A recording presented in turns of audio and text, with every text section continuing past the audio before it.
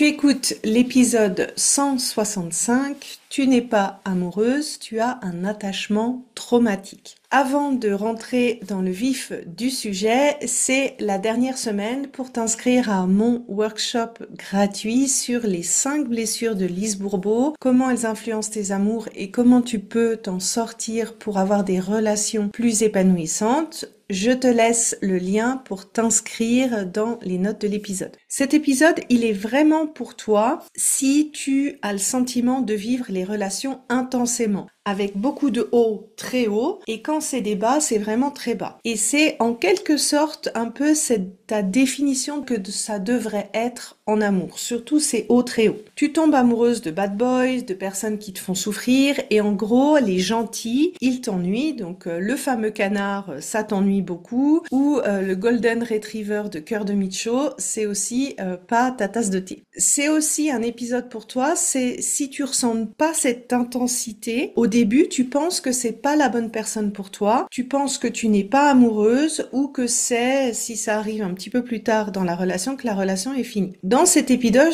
je vais essayer de t'aider à distinguer vraiment qu'est-ce que c'est l'amour, de qu'est-ce que c'est cet attachement traumatique qu'on appelle aussi trauma bound si tu écoutes des podcasts en anglais. Si tu veux en apprendre plus sur comment on tombe amoureux, quel est le processus, je te laisse écouter l'épisode 29 de ce podcast. Alors, le sentiment amoureux ou l'émotion d'amour, c'est une émotion qui ne peut qu'exister quand tu es dans l'état de sécurité de ton système nerveux, à savoir l'état vagal ventral.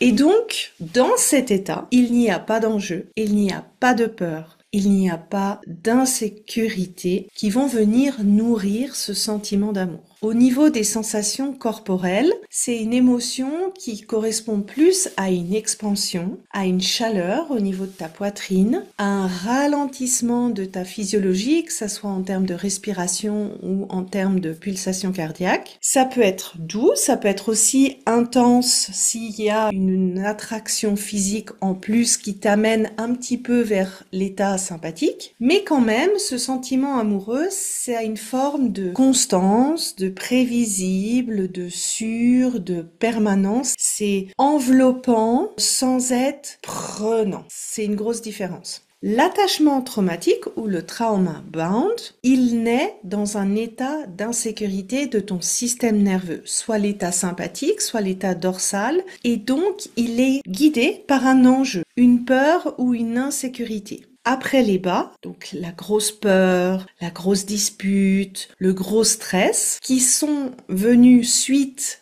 à une peur ou à une émotion intense de perdre l'autre, s'ensuit des hauts très forts. Et ces hauts très forts, en fait, c'est différent de cette notion de sentiment amoureux, parce que c'est comme si tu as un shot d'énergie, parce que ton corps, il baigne encore dans ce shot de cortisol. Il est encore comme shooté dans une espèce d'euphorie qu'on peut ressentir après une belle grosse peur. Et ça, ce n'est pas de l'amour. Les sensations que tu peux ressentir au niveau corporel, c'est un rythme cardiaque qui accélère, une respiration qui est intense, beaucoup de sensations en dessous de ton diaphragme, la boule au ventre, le nœud au plexus, le sentiment que ça te prend aux tripes, que tu perds pied. Des fois, on se dit « Oh, je suis sur un nuage ». C'est pas forcément le sentiment amoureux. Et dans cet état-là, tu peux ressentir beaucoup d'énergie dans ton système, comme si ça te donnait des ailes, mais c'est parce que il y a eu cette grosse peur et cette grosse insécurité qui a déclenché ce bain de cortisol, ce shot de cortisol. Cet attachement traumatique, il te donne vraiment ce sentiment d'être accro à la relation, d'avoir du mal à te séparer de l'autre, d'être accro au chaos, d'être accro à qu'est-ce qui va se passer de nouveau, donc cette fameuse hyperstimulation. Et c'est vraiment tout à l'opposé de la stabilité, de la constance, du côté prévisible. Quand on a un attachement traumatique, ça peut être très ennuyeux de savoir que ça va toujours se passer comme ça. La principale différence entre ce sentiment amoureux et cet attachement traumatique, c'est la conséquence. L'attachement traumatique, il va te faire rester dans des relations toxiques dysfonctionnelles où tu souffres, où tu n'es pas heureuse, parce que c'est la référence que tu connais. Ça peut même aller dans de l'auto-sabotage, où tu vas toi-même provoquer le chaos, toi-même provoquer le drame quand c'est trop stable. Le sentiment amoureux, au contraire, il va te faire quitter une relation qui ne te rend pas heureuse. Donc si tu n'arrives pas à différencier les sensations, une manière de remarquer si tu es plutôt dans le sentiment amoureux ou l'attachement traumatique, c'est la conséquence. L'attachement traumatique te fait rester dans des relations où tu n'es pas heureuse, alors que le sentiment amoureux, il est capable de te faire quitter une relation où tu ne te sens pas heureuse.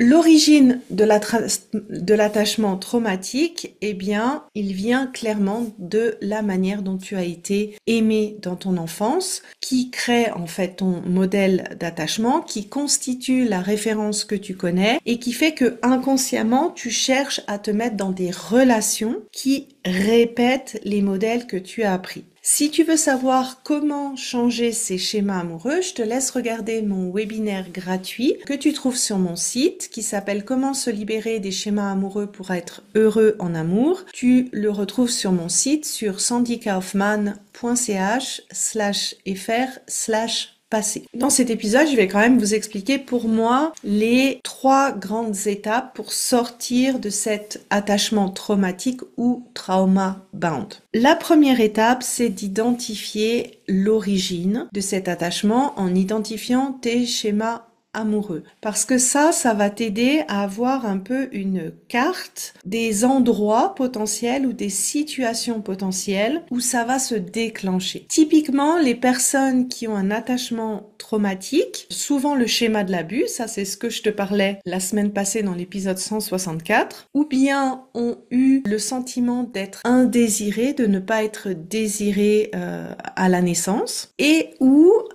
souvent c'est en lien avec de la négligence parentale et que pour arriver à accepter cette négligence parentale, l'enfant en fait a idéalisé la relation avec ses parents et a nié la réalité. Donc ça, c'est souvent les origines que je constate. Ensuite, pour moi, quelqu'un qui a un attachement traumatique, qui a besoin de cette intensité et que c'est vraiment comme une drogue, juste la régulation de ton système nerveux sans faire un travail de déprogrammation de l'origine de cet attachement traumatique, c'est pas suffisant. Et c'est mon humble avis. Et pour ça, en fait, pour les personnes qui se reconnaissent dans cette forme d'attachement, je conseille toujours ce travail de déprogrammation des schémas amoureux par le corps. C'est l'option journée passée dans mon coaching S'ouvrir à l'amour. Et après, il y a vraiment un travail de réapprentissage de qu'est-ce que c'est l'émotion d'amour versus l'attachement traumatique. Ça demande là beaucoup de répétition dans le sens où tu vas avoir besoin de beaucoup te réguler pour être dans la capacité de juger la situation et de vérifier si tu bascules dans cet attachement traumatique ou si c'est vraiment de l'amour. Si je te fais le parallèle, en fait, avec des personnes qui ont eu des troubles du comportement alimentaire, les personnes qui ont eu un trouble du comportement alimentaire, souvent, une des conséquences, c'est qu'elles ont ce qu'on appelle de la dysmorphie, c'est-à-dire qu'elles ont toujours un décalage entre leur vrai poids et l'image qu'elles ont de leur poids. Donc, c'est-à-dire si elle a perdu 5 kilos, la personne se voit peut-être encore avec ces 5 kilos en trop. Et ça prend toujours un peu plus de temps pour que la personne arrive à se voir en fait comme elle est exactement et n'ait plus de décalage. Eh bien, c'est exactement la même chose en fait avec une personne qui a eu cet attachement traumatique. Elle a toujours une phase où elle reste dans l'idéalisation de la relation et elle n'arrive pas en fait à voir rapidement, c'est vraiment une question de rapidité où elle le voit avec un décalage, la relation comme elle est vraiment. Et ça passe par de la régulation, jusqu'à que ça devienne aligné. Ça, c'est ce que tu apprends dans le coaching S'ouvrir à l'amour. Donc, si tu veux aller plus loin, tu peux faire déjà une première étape en identifiant tes schémas amoureux grâce à mon livre. Et si tu veux amorcer le travail de transformation et apprendre à reconnaître justement